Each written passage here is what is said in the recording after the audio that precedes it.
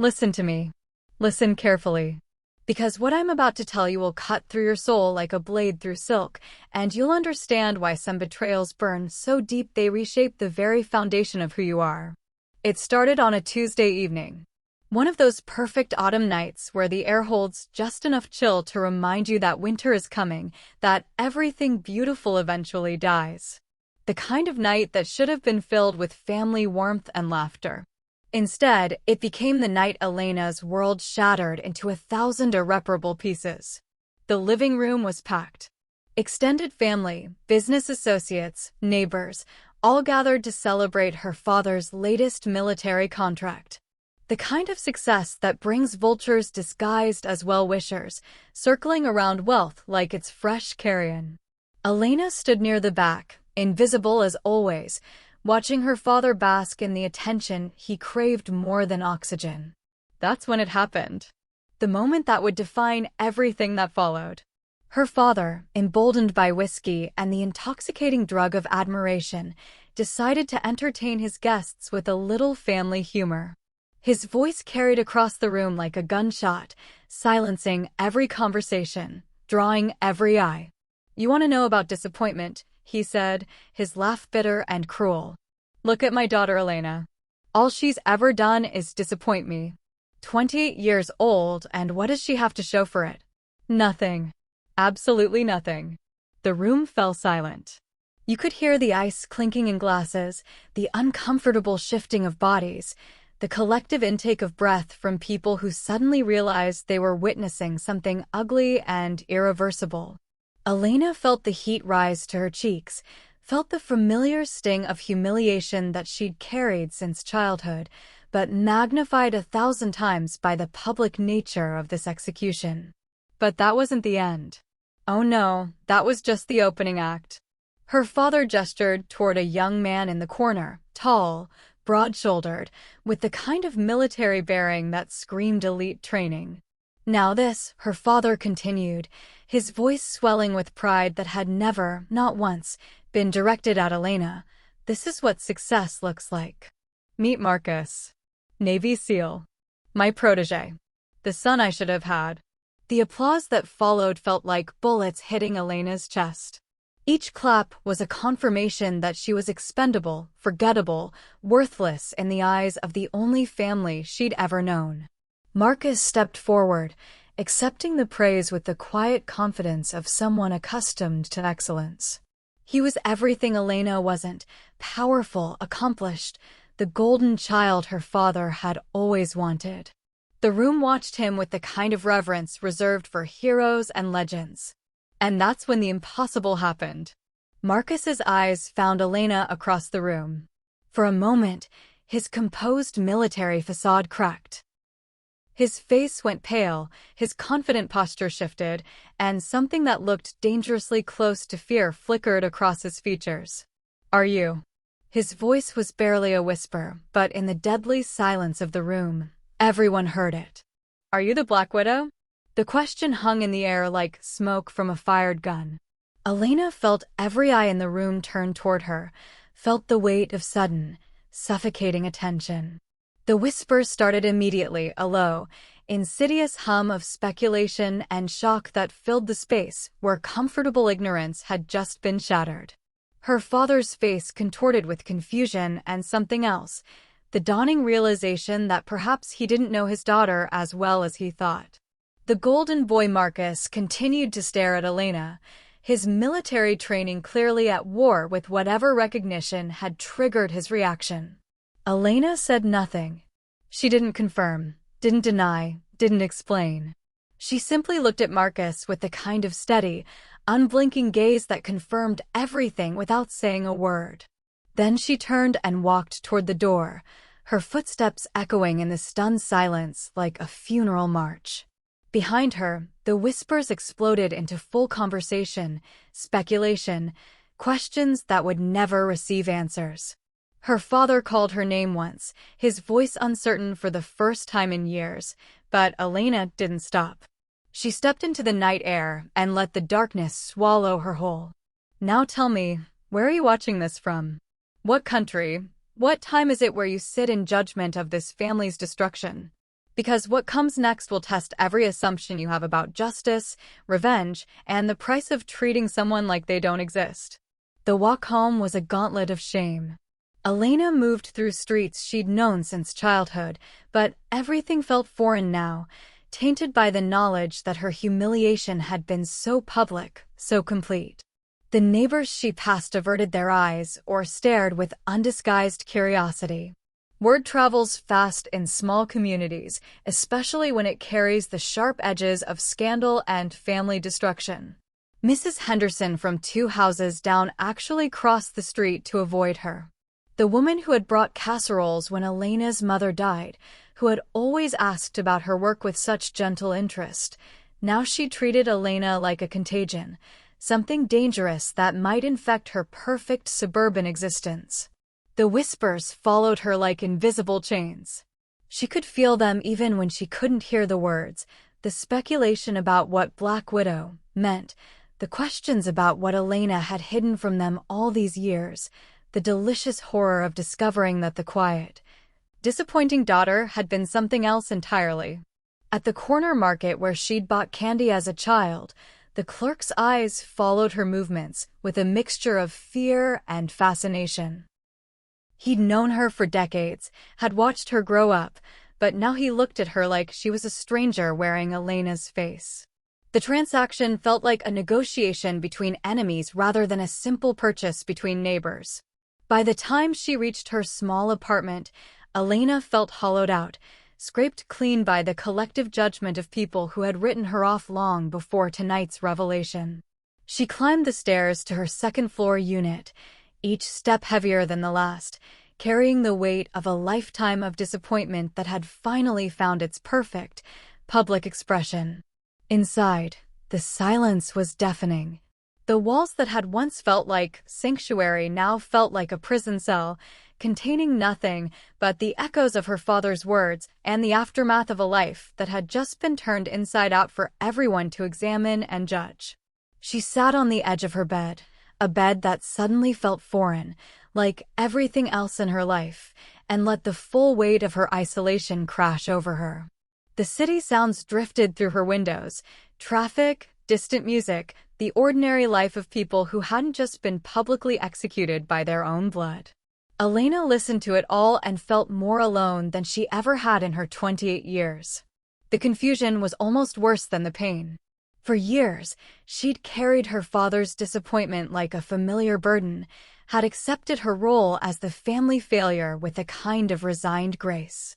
But tonight had shattered even that terrible comfort.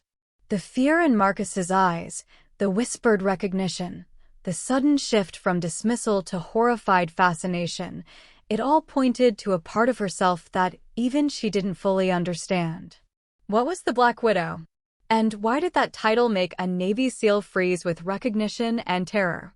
These questions circled in her mind like vultures, offering no answers, only the promise of deeper confusion and darker truths yet to be uncovered.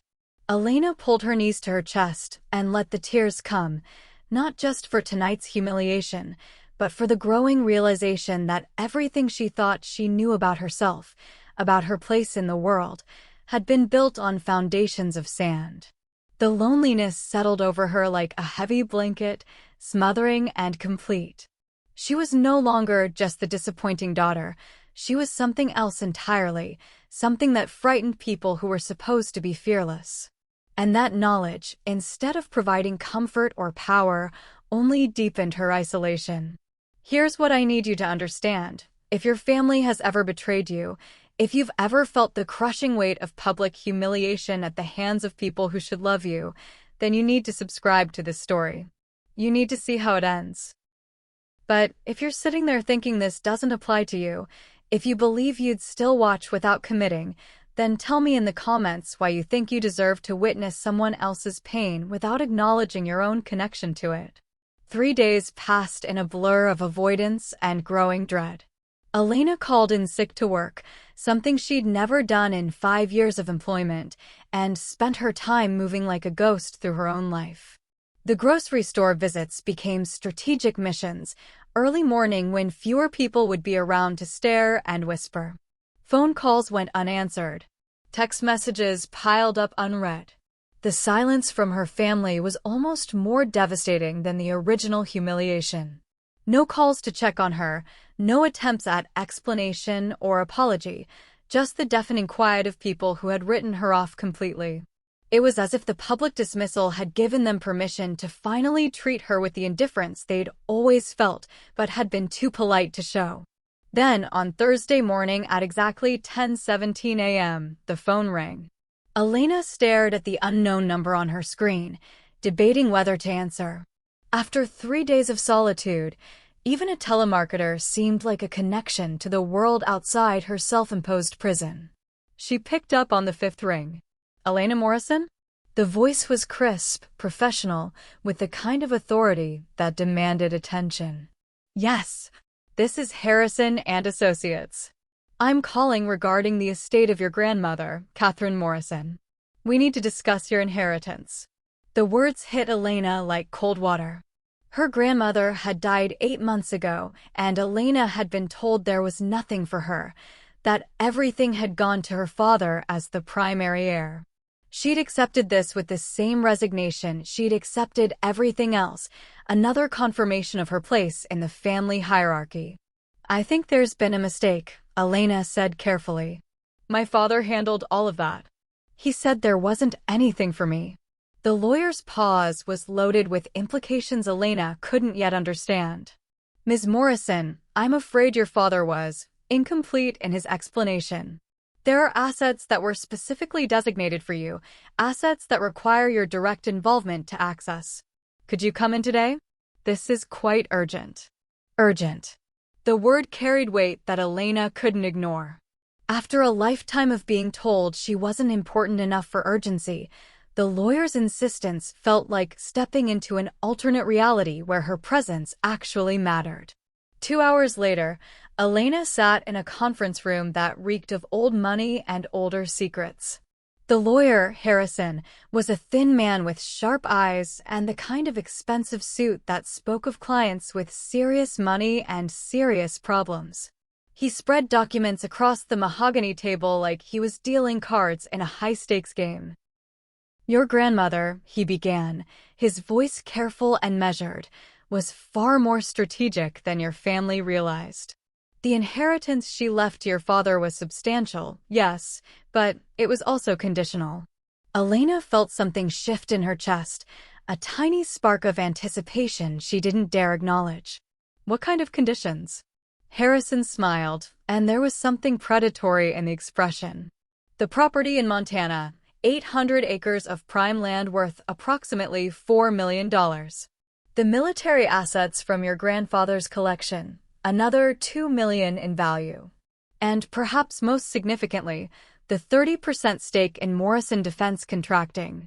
The numbers hit Elena like physical blows. Morrison Defense Contracting was her father's company, the source of his wealth and influence, the foundation of everything he'd built.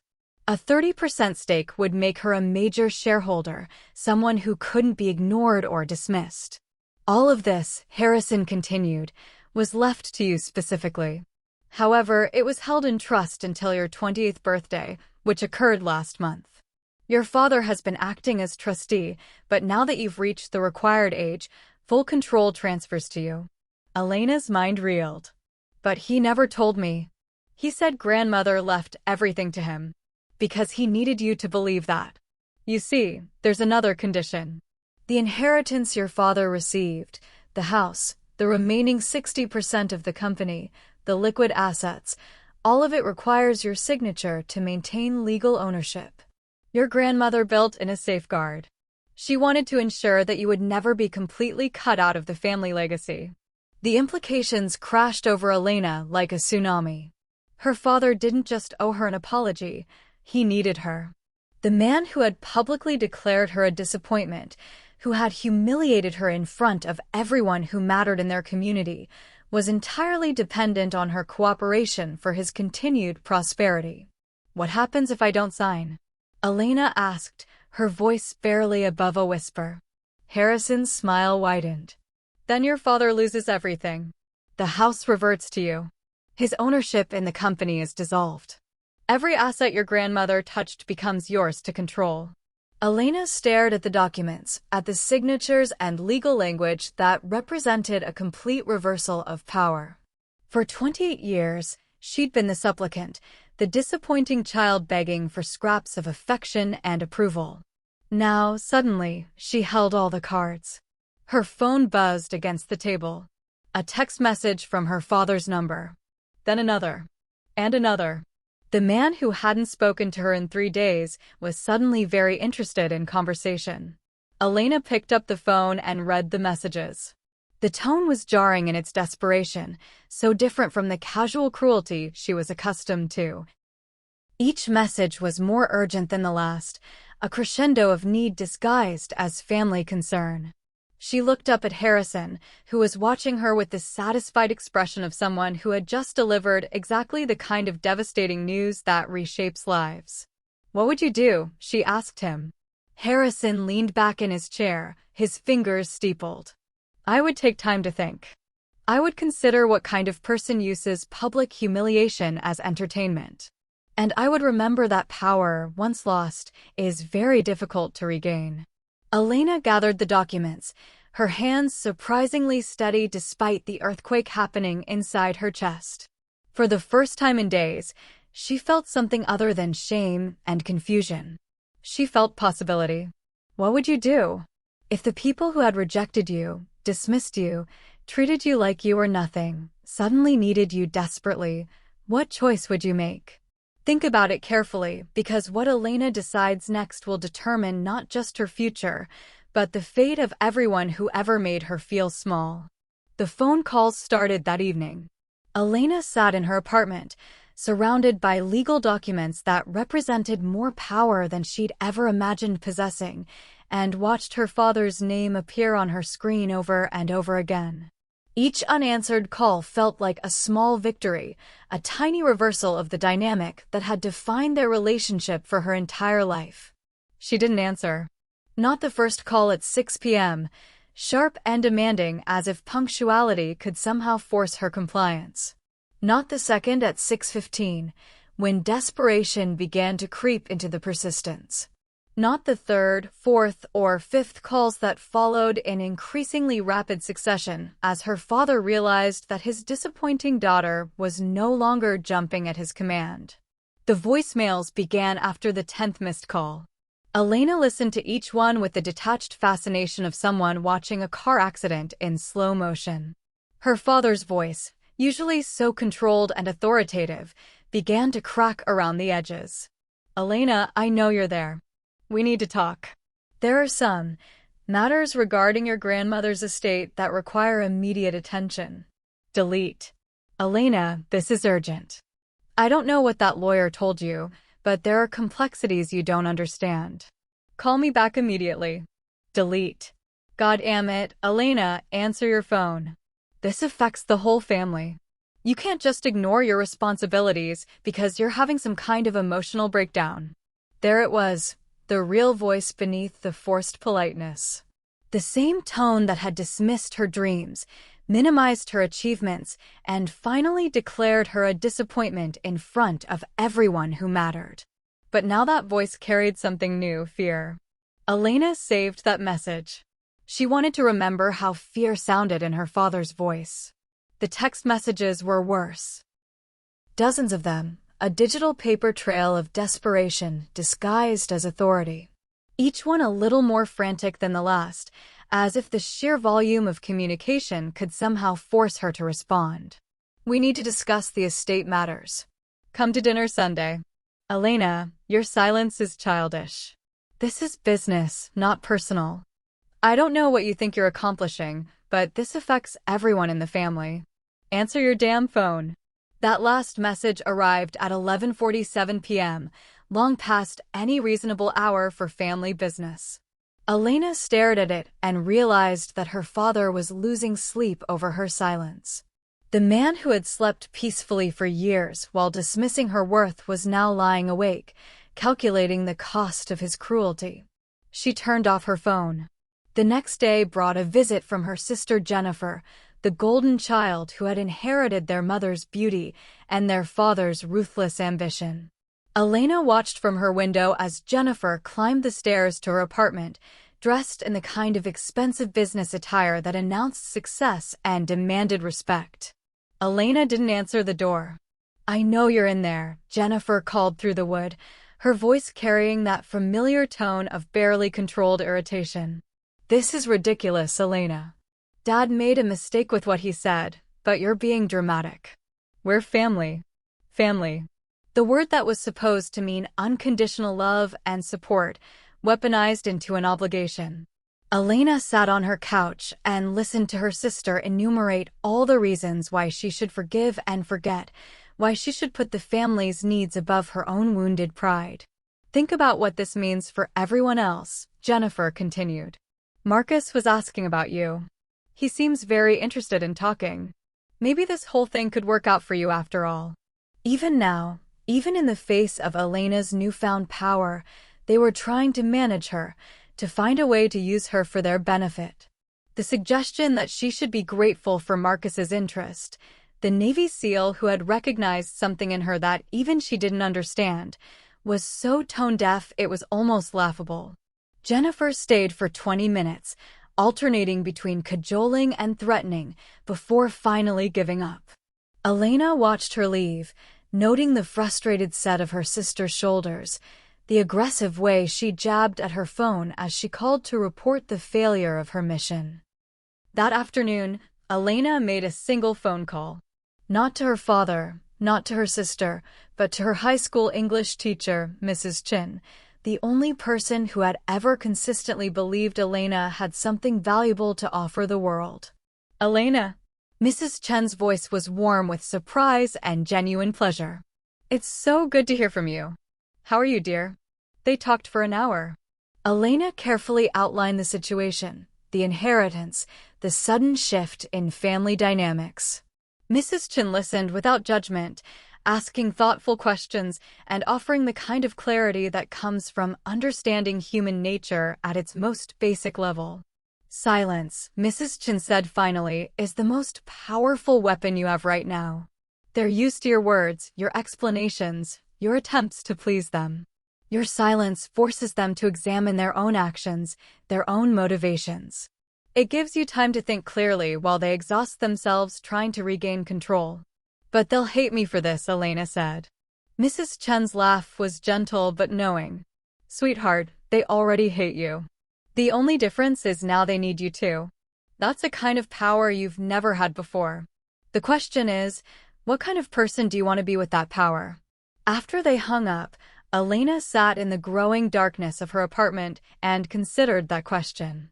Outside, the city hummed with life, people going about their business, unaware that 3 miles away, a family was imploding because the daughter they'd always dismissed had finally found her voice by refusing to use it.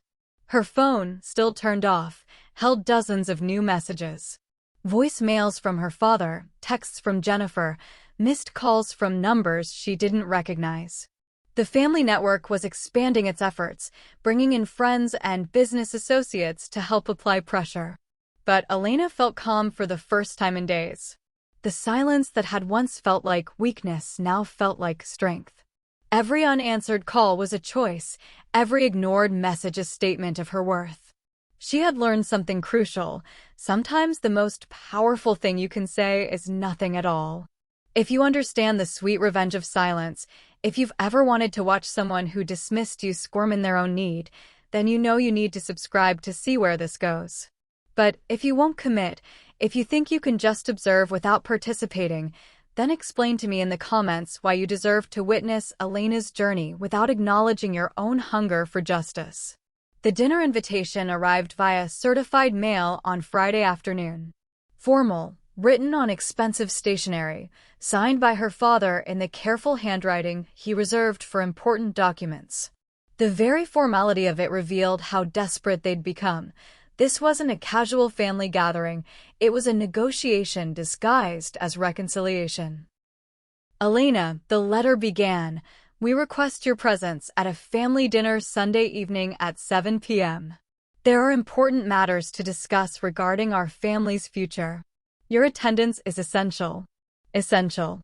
The word that had never been used to describe Elena's presence in any family context was now written in black ink on cream paper, as if the formality could somehow mask the desperation behind it. Elena read the letter 3 times, noting the subtle shifts in language, the careful avoidance of anything that might sound like an apology or admission of wrongdoing. Even in their need, they couldn't bring themselves to acknowledge what they'd done, couldn't admit that their treatment of her had been anything less than justified. She spent Saturday preparing.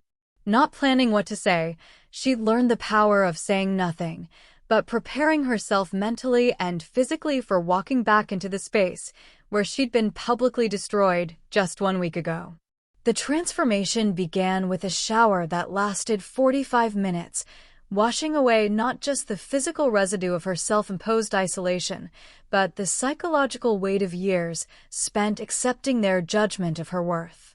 She stood under the hot water and felt something shift, some fundamental change in how she carried herself, how she thought about her place in the world.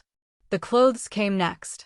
Elena had always dressed to disappear, to avoid drawing attention that might invite criticism.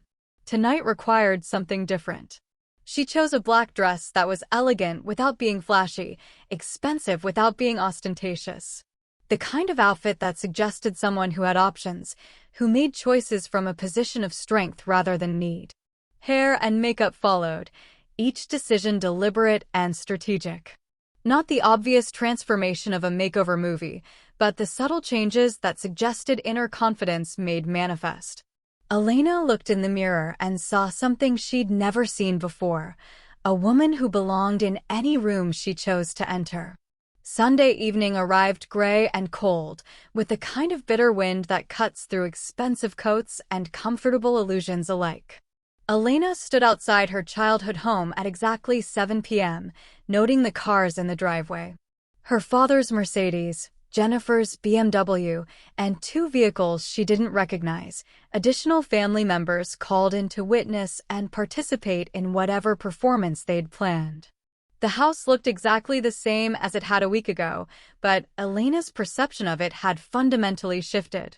Where once she'd seen a place of belonging denied, she now saw a stage set for the final act of a play that had been running far too long. She rang the doorbell instead of using her key. The symbolism was deliberate. She was no longer someone who belonged here by right, but someone who chose to visit on her own terms. Jennifer answered the door, her smile bright and false as a department store advertisement. "Elena, I'm so glad you came. Everyone's here. We're just waiting for you." Everyone. Elena stepped into the foyer and took inventory. Her father stood near the fireplace in the living room, his posture carefully casual, but his eyes sharp with calculation. Marcus, the Navy SEAL protégé, sat uncomfortably on the leather sofa, his military bearing somewhat diminished by what looked like genuine nervousness. Aunt Patricia and Uncle Robert flanked the room like sentries, their presence designed to add weight to whatever appeal was coming. The dining room table was set with their finest china, the crystal glasses that only appeared for special occasions, flowers arranged with the kind of careful elegance that announced this was an event worth commemorating. It was a beautiful tableau of family unity and prosperity, designed to remind Elena of everything she stood to lose by remaining outside their circle. "Elena," her father's voice carried across the room with forced warmth. "You look well." She said nothing, walked into the room with the steady confidence of someone who belonged wherever she chose to be, and took the seat that had been left for her at the head of the table, the position of honor that was also, she realized, the position of greatest scrutiny. The conversation began carefully, tentatively, like a chess game between masters who knew that every move carried the potential for devastating consequence. Aunt Patricia asked about her work. Uncle Robert commented on how good she looked. Jennifer complimented her dress with the kind of specific enthusiasm that suggested homework had been done on how to make Elena feel valued and included. But it was Marcus who provided the evening's first moment of genuine honesty. As plates were being cleared and coffee was being served, He looked directly at Elena and asked the question everyone had been avoiding. Are you going to tell them who you really are? The silence that followed was absolute. Elena could hear the grandfather clock in the hallway marking time, could hear her father's breathing change rhythm, could feel the weight of attention from every person in the room. She looked at Marcus with the same steady gaze she'd given him a week ago, and again said nothing. But something in her expression must have answered his question, because he leaned back in his chair and shook his head with what looked like a mixture of admiration and fear. Jesus, he muttered. They have no idea what they're dealing with. Her father's face had gone pale. What are you talking about? Elena, what is he talking about? Elena set down her coffee cup with deliberate precision and looked around the table at each face in turn. These people who had shaped her understanding of herself, who had defined her worth in terms of their disappointment, who had used her as a cautionary tale and comic relief. The moment stretched, pregnant with possibility and threat. Elena could feel the power of her silence, could see how it forced each of them to confront their own assumptions and fears. She was no longer the disappointing daughter seeking approval. She was something else entirely, something that made a Navy SEAL nervous and her family desperate. And still, she said nothing. The beauty of silence, Elena was learning, was that it forced other people to fill the void with their own voices, their own admissions, their own revelations about what they really wanted and how far they were willing to go to get it. Would you walk into that room? Would you face the people who had diminished you, armed with nothing but the knowledge of your own worth and the power of their need? Or would you stay away, refusing to give them even the satisfaction of your presence? Remember this moment, because what happens next will test everything you believe about justice, revenge, and the price of treating someone like they don't matter. The silence stretched until it became a living thing, coiled and dangerous in the space between Elena and her family. She could see the calculations happening behind their eyes, the growing awareness that the woman sitting at their table was not the same person they had dismissed and humiliated 7 days ago. Finally, her father cleared his throat and attempted to regain control of the narrative. His voice carried the false heartiness of a man trying to pretend he wasn't drowning. Elena, I think we got off on the wrong foot last week. Things were said that perhaps, well, emotions run high at these events. The important thing is that we're family and family sticks together. The word perhaps hung in the air like smoke from a house fire. Not an apology, not an admission of wrongdoing, but the careful language of someone attempting to minimize damage without accepting responsibility. Elena reached into her purse and withdrew the legal documents Harrison had given her. She placed them on the table with the same deliberate precision she'd used with her coffee cup, the papers spreading across the expensive tablecloth like tarot cards revealing an unwelcome future. These, she said, speaking for the first time since entering the house, are the documents regarding grandmother's estate. Her voice was calm, controlled, carrying none of the tremor or uncertainty they were accustomed to hearing from her. It was the voice of someone who held all the cards and knew exactly how to play them. Her father's eyes fixed on the papers with the hungry desperation of a man reading his own death sentence. Elena, let me explain how these things work. There are complexities, legal nuances that require 30% of Morrison defense contracting, Elena interrupted, her voice cutting through his explanation like a blade through tissue. $4 million in Montana property. $2 million in military assets. All of it legally mine as of my 28th birthday last month. The numbers fell into the room like grenades, each one detonating a small explosion of understanding across the faces around the table. Aunt Patricia's mouth fell open.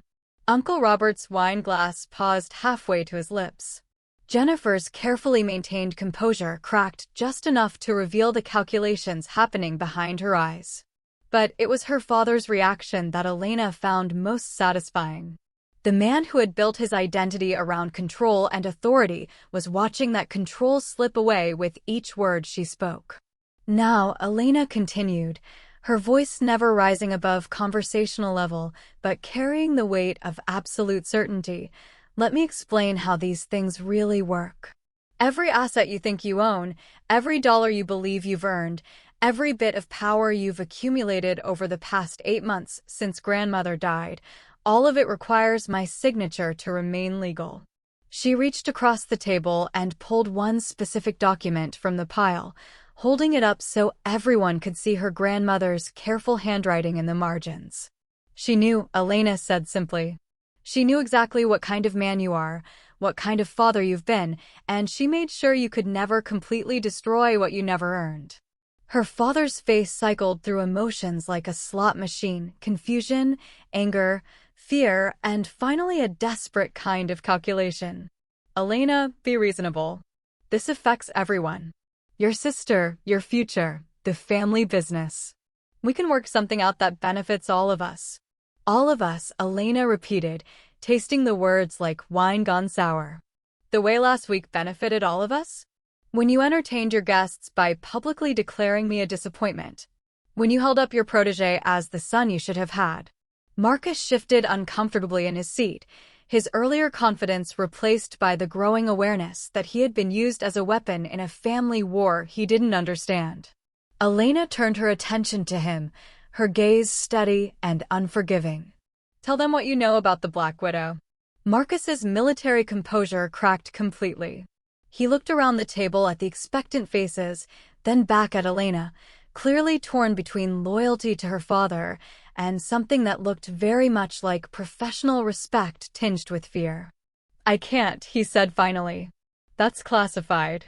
Then let me help you, Elena said, her voice carrying a dangerous edge that no one in the room had ever heard before.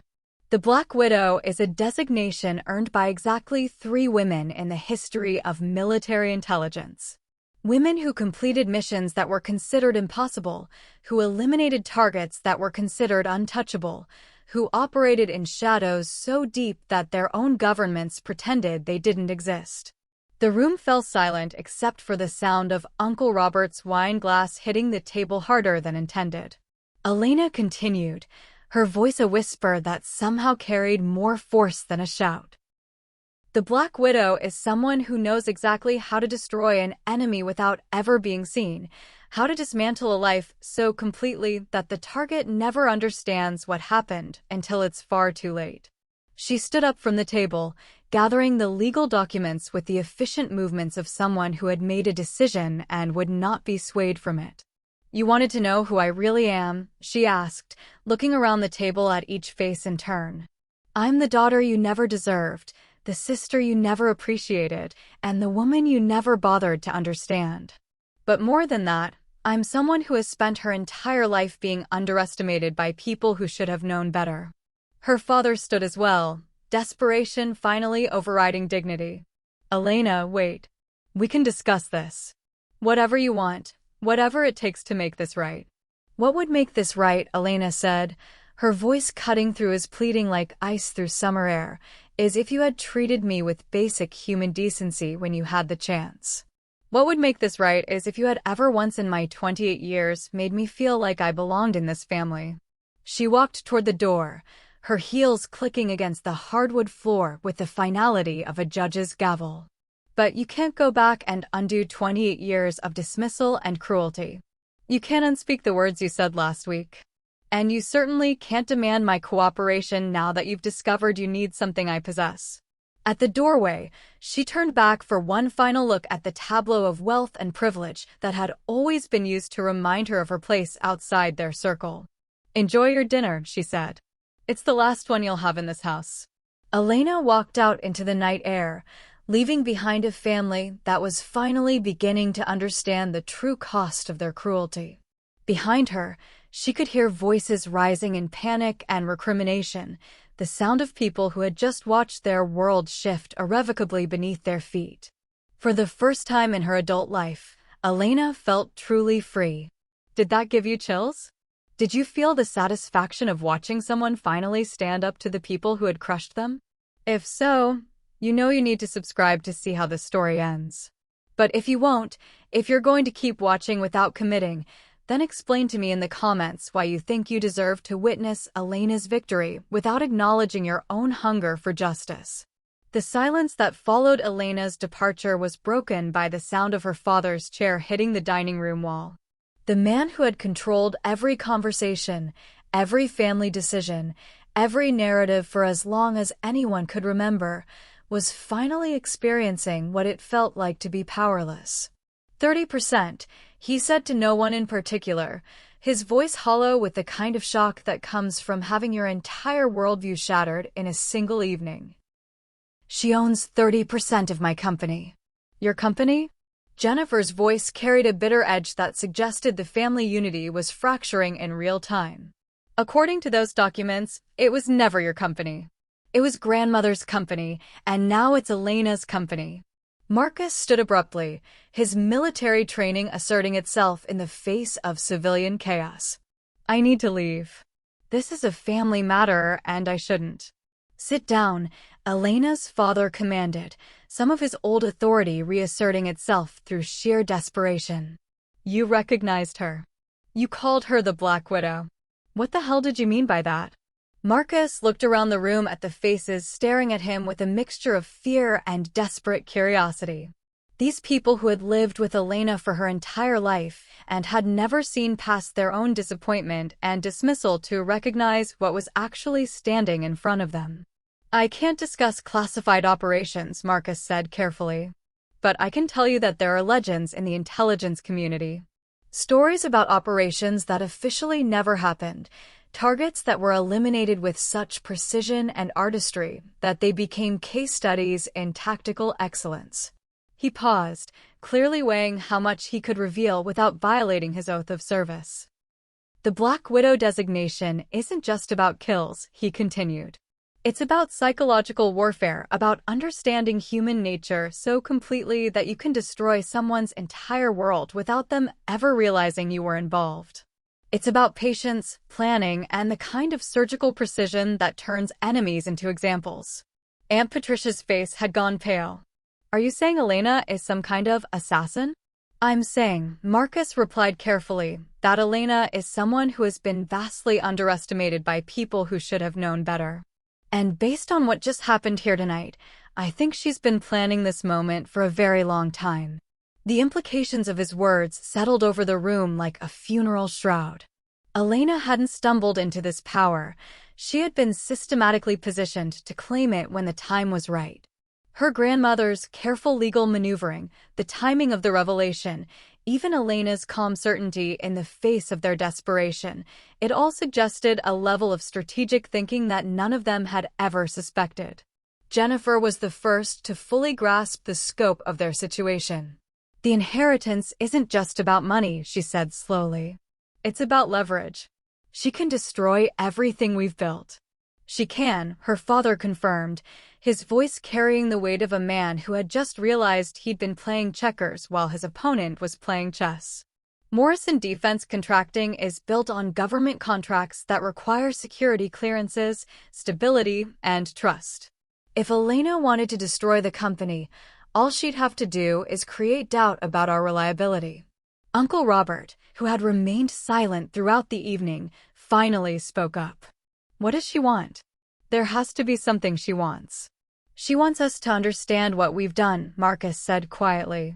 She wants us to experience what it feels like to be powerless, to be dismissed, to have your worth determined by people who never bothered to see who you really are. Over the following days, the full scope of Elena's strategic position became clear. Phone calls went unreturned. Legal documents remained unsigned. The family's lawyer confirmed what they already suspected. Without Elena's cooperation, the entire foundation of their wealth and status would crumble within a matter of weeks.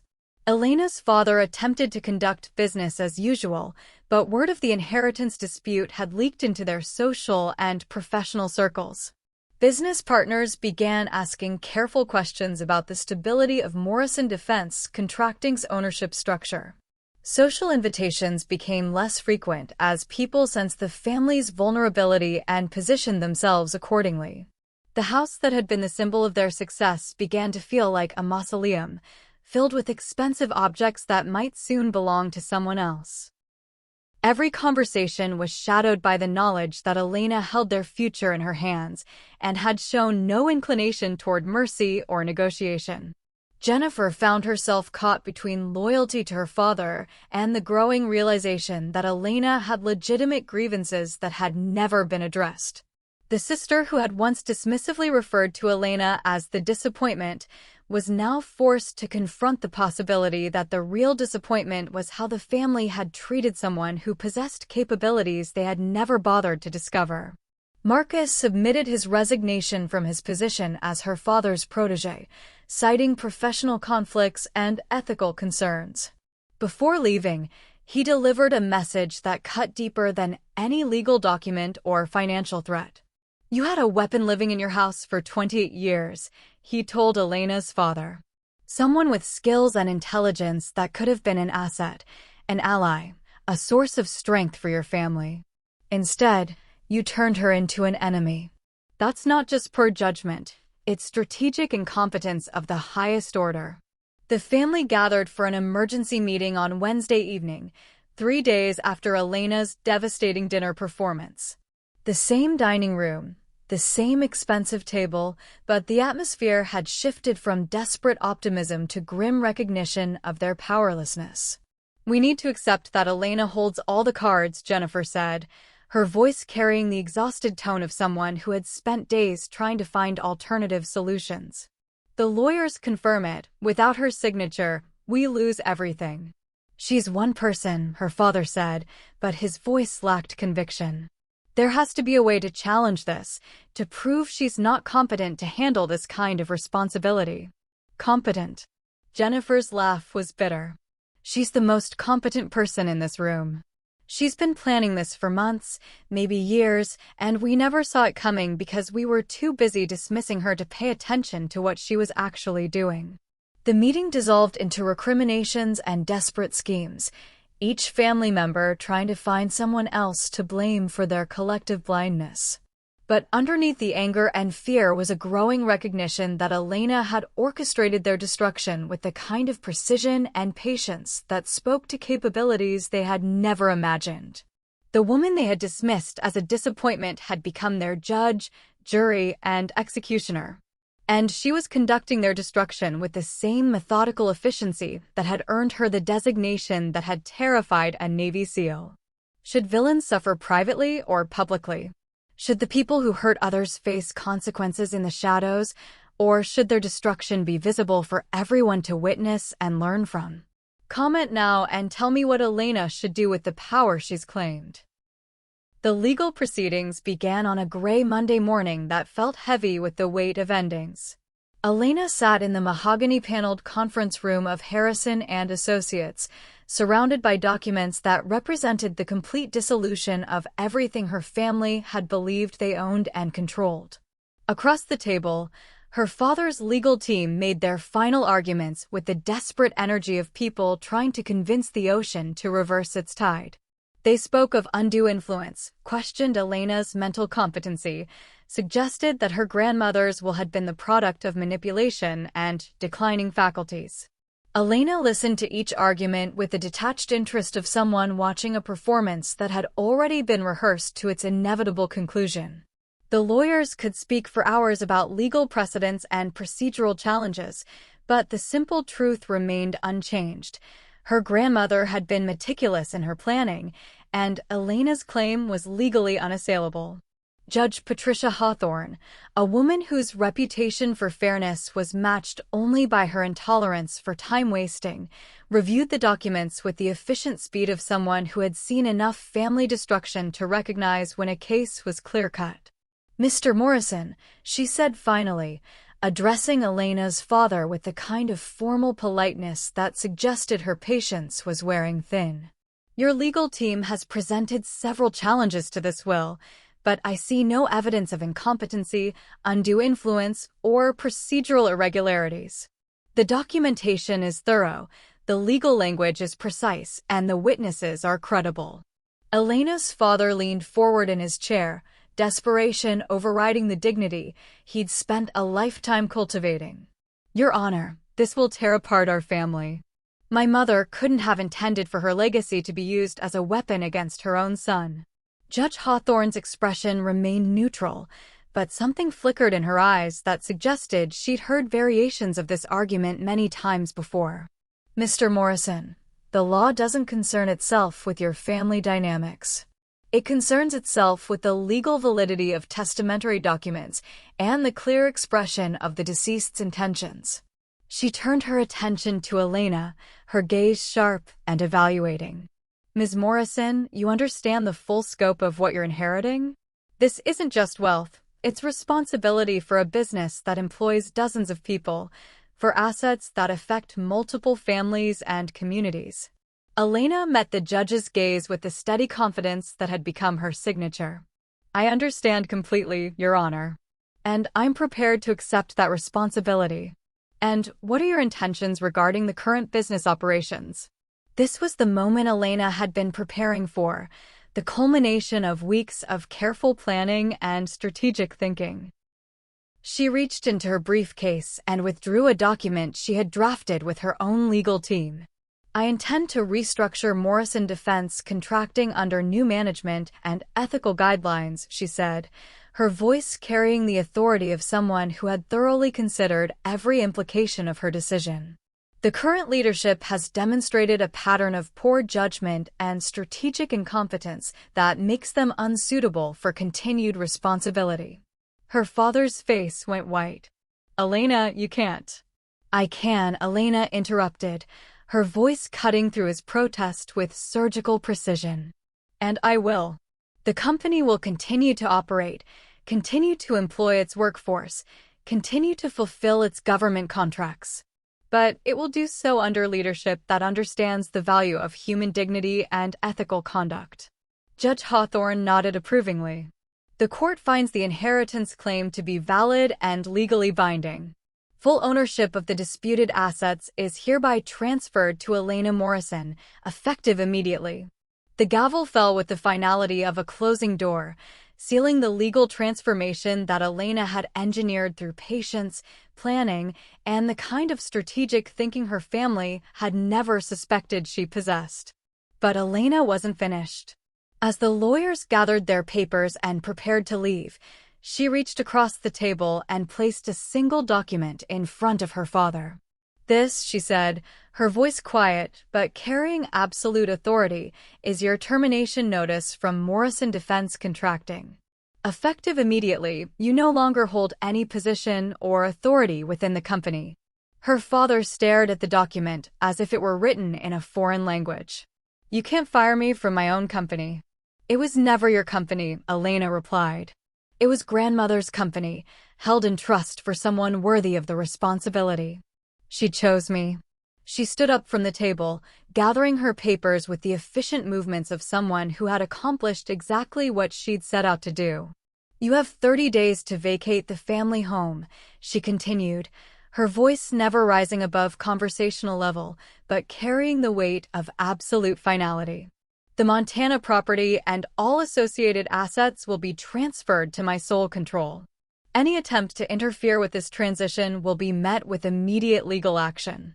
Her father's legal team looked helplessly between their client and the woman who had just dismantled everything they'd tried to protect. Elena's preparation had been so thorough, her positioning so strategically sound, that there were no appeals to make, no procedural challenges to file. Elena walked toward the door, then paused and looked back at her father one final time.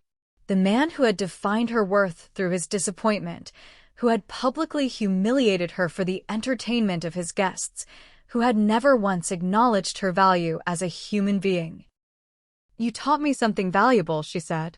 You taught me that respect isn't given, it's earned. You taught me that power without wisdom is just cruelty. And you taught me that sometimes the most disappointing thing about a person isn't what they fail to achieve, but what they choose to destroy. She opened the door and stepped into the hallway, leaving behind a family that was finally experiencing the consequences of their systematic cruelty. Oh, and father, she called back without turning around. You were right about one thing. I am a disappointment. But not to you, to the person I used to be, the one who accepted your treatment and believed I deserved it. Elena walked out of the courthouse into the afternoon sunlight, legally free and emotionally unburdened for the first time in her adult life. Behind her, the ruins of her family's empire smoldered in the wake of justice finally served.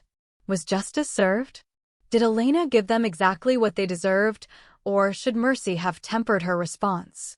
If you felt satisfaction watching the family that dismissed her face complete destruction, then you know you need to subscribe to see how this story ends. But if you won't commit, if you think you can witness this reckoning without acknowledging your own hunger for justice, then explain to me in the comments why you deserve to see how this concludes. 3 months later, Elena stood at the floor-to-ceiling windows of her new office on the 42nd floor of the Morrison Defense Building, a building that now bore her name in polished steel letters that caught the morning light like a declaration of victory. The city spread below her like a map of possibilities, each street and building representing choices she could now make from a position of strength rather than desperation. The transformation of the company had been swift and thorough. Elena had brought in new leadership, implemented ethical guidelines that actually meant something, and restructured operations to focus on defensive technologies rather than the more questionable military contracts her father had pursued. The workforce had initially been skeptical of the young woman who had seemingly appeared from nowhere to take control. But Elena's combination of strategic intelligence and genuine respect for the people who did the actual work had won them over within weeks. The financial results spoke for themselves. Morrison Defense Contracting was more profitable, more respected, and more strategically positioned than it had ever been under her father's leadership. Government contracts that had been in jeopardy due to ethical concerns were renewed with enthusiasm. New partnerships emerged with companies that had previously avoided association with the old regime. Elena's phone buzzed with a message from her assistant. Marcus was here for their scheduled meeting. She had been expecting this conversation for weeks. The confrontation between the woman who had been underestimated and the man who had recognized her true nature when no one else could. Marcus entered the office with the careful bearing of someone approaching a superior whose capabilities he respected and slightly feared. Gone was the casual confidence he displayed as her father's protégé. In its place was the professional wariness of someone who understood exactly what Elena was capable of achieving. "Ma'am," he said, his voice carrying the formal respect reserved for those who held real power. "Thank you for agreeing to see me." Elena gestured to the seating area near the windows, 2 leather chairs positioned to suggest collaboration rather than confrontation. "Please sit. I've been curious about what you wanted to discuss." Marcus settled into the chair with the careful precision of someone who knew he was being evaluated. "I wanted to apologize for my role in what happened to you. I should have realized that your father was using me as a weapon against his own daughter. That was unconscionable." Elena studied his face, looking for the subtle tells that would reveal whether his remorse was genuine or strategic. Her years of training had taught her to read people like blueprints, to see the motivations and fears that drove their actions. "You were a tool," she said finally. "A very effective tool, but a tool nonetheless. My father has always been skilled at finding people's weaknesses and exploiting them for his own purposes." "That doesn't excuse my participation," Marcus replied. "I should have questioned why he felt the need to diminish his own daughter in order to elevate me. That should have been a red flag about the kind of man I was working for." Elena leaned back in her chair, considering his words with the analytical precision that had become her trademark. "What do you want, Marcus? Forgiveness? Absolution? A position with a new company?" "I want to understand," he said. "The Black Widow designation. I know what it means in general terms, but I don't know your specific story. How does someone go from being dismissed by their family to earning one of the most feared reputations in military intelligence?" For a long moment, Elena said nothing. The question touched on memories she rarely allowed herself to examine, years of training and operations that had shaped her into something her family never could have imagined. "I was recruited in college," she said finally. "Not by the military directly, but by people who recognized potential that others had missed. They told me I had a particular gift for understanding human psychology, for seeing patterns and motivations that escaped other analysts. She stood and walked to the window, looking down at the city where her family had once held influence and respect. The training was comprehensive. Not just combat skills or tactical knowledge, but psychological warfare, strategic planning, the kind of deep analysis that lets you understand your enemies better than they understand themselves. I learned to be patient, to think in terms of long-term consequences rather than immediate gratification. Marcus listened with the focused attention of someone receiving classified intelligence. How long were you active? 6 years. 6 years of operations that officially never happened, of problems that were solved so quietly that the targets never knew they'd been neutralized until it was far too late. Elena turned back to face him. I retired when my mother died. I wanted to try being part of a normal family, to see if I could find a place in their world. But they never saw you, Marcus said, understanding dawning in his expression. They looked at you and saw failure because they never bothered to look deeper. They saw what they expected to see, Elena confirmed. The disappointing daughter who couldn't measure up to their standards. They never asked what I'd been doing during those years I was away. They never wondered why I was so calm under pressure, why I seemed to understand people's motivations so clearly, why I was so good at reading situations and predicting outcomes. Elena returned to her chair, her movement fluid and controlled. My grandmother knew, though. She'd kept track of my career through her own network of contacts. She understood exactly what kind of strategic asset I represented, and she positioned me to reclaim what should have been mine all along.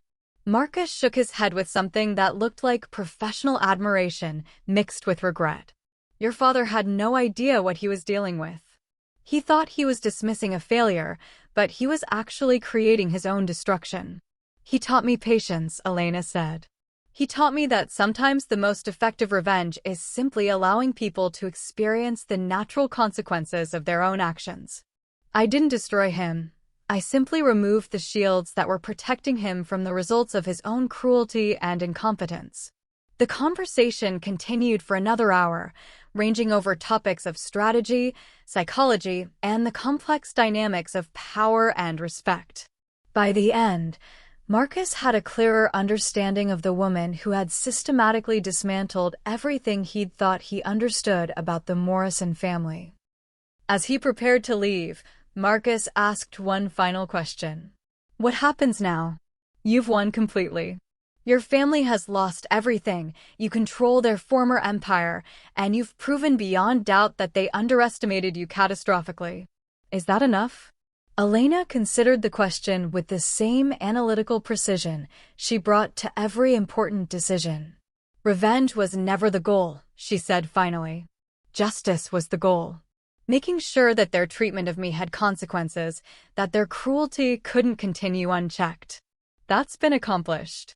She walked Marcus to the door, her manner professional but not unfriendly. They'll rebuild their lives eventually. Smaller lives, humbler lives, but lives nonetheless. What they'll never be able to rebuild is their illusion that they can treat people as disposable without consequence. After Marcus left, Elena returned to her window and looked out at the city that now recognized her authority, her competence, her right to hold power and use it wisely. The woman who had once been dismissed as a disappointment now controlled assets worth hundreds of millions of dollars, employed hundreds of people, and held the respect of political and business leaders across the country. But more than that, she had reclaimed something far more valuable than money or status. She had reclaimed her sense of self-worth, her understanding of her own capabilities, her right to be treated with dignity and respect. The phone rang, disrupting her contemplation. Her assistant's voice carried a note of uncertainty that immediately commanded Elena's attention. Ms. Morrison? Your father is here. He's asking to see you. Elena felt something cold settle in her chest. She had been expecting this moment, had known that eventually her father's pride would crumble enough to allow him to attempt one final appeal. Send him up, she said. It's time to finish this. She returned to her desk and pulled out a single document she had been holding for exactly this moment.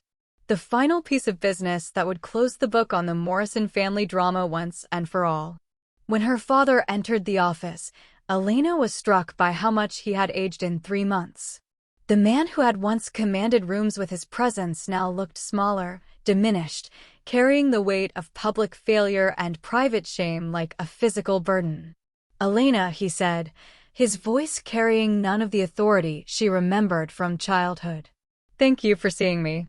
"Sit down," Elena said, gesturing to the chair across from her desk. Not the comfortable seating area where she'd met with Marcus, but the formal arrangement that emphasized the business nature of this encounter.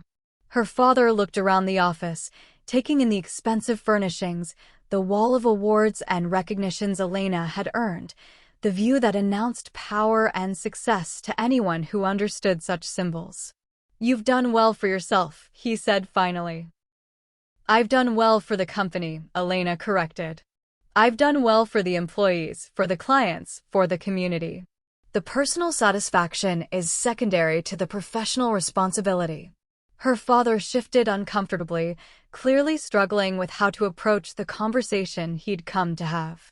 "I wanted to apologize for what I said at the party, for how I treated you over the years. I was wrong."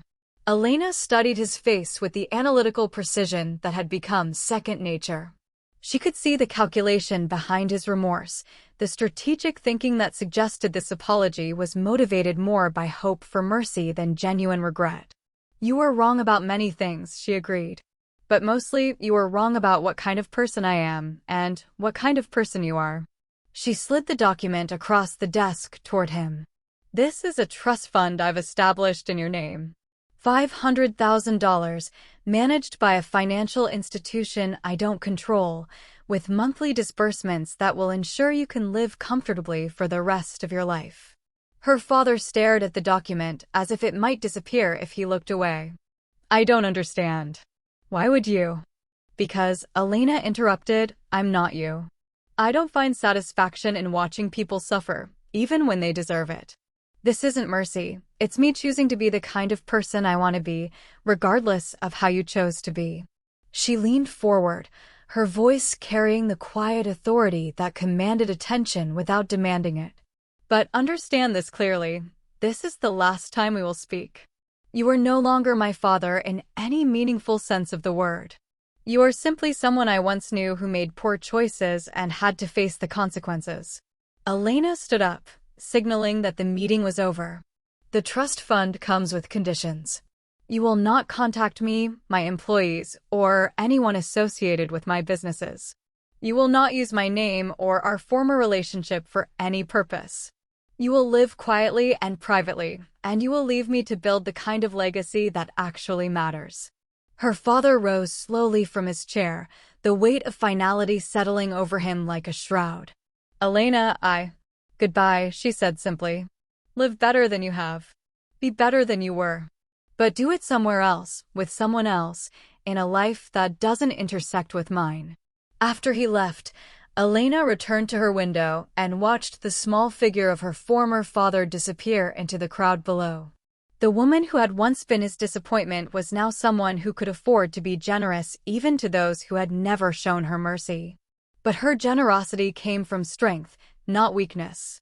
From choice, not obligation. From the secure knowledge that she had built something meaningful and valuable from the ruins of their rejection. Elena Morrison, the former disappointment, the current CEO of a thriving corporation, the woman who had been underestimated until it was far too late, looked out at her city and felt the deep satisfaction of a life reclaimed and a future unlimited by anyone else's diminished expectations. They had mocked her as a stranger. Now she truly was one, by choice, by design, and by the hard-won understanding that sometimes the greatest victory is walking away from people who never deserved to know you in the first place. What would you have done in Elena's place? Would you have shown mercy to people who had shown you none? Would you have walked away entirely, or would you have ensured they faced the full consequences of their cruelty? Here's what I need you to understand. If you followed Elena's journey from humiliation to triumph, If you felt the satisfaction of watching someone reclaim their power from people who tried to destroy them, then you understand why this story matters. You understand that betrayal, revenge, and justice aren't just abstract concepts. They're the fundamental forces that shape how we treat each other and what we're willing to accept from the people who claim to love us. But if you can watch a story like this, see someone rise from the ashes of family betrayal, witness the systematic destruction of those who dealt cruelty like currency, observe the final moment when strength chooses mercy over vengeance. If you can witness all of that and still walk away without committing to see what comes next, then be honest with yourself about what that means. Because the truth is staring you in the face. You came here for the justice, you stayed for the revenge, and you're still here because you recognize something of yourself in Elena's journey. So stop pretending you're just a casual observer. Stop acting like this story doesn't cut close to your own experiences with betrayal and disappointment and the people who made you feel small. Subscribe. Commit. Acknowledge that you're here because you understand exactly what Elena went through, and you need to see more stories about people who refuse to accept less than they deserve. The truth doesn't care whether you're comfortable with it. Elena Morrison learned that lesson the hard way, and now she's free. The question is, what are you going to do with the understanding her story has given you?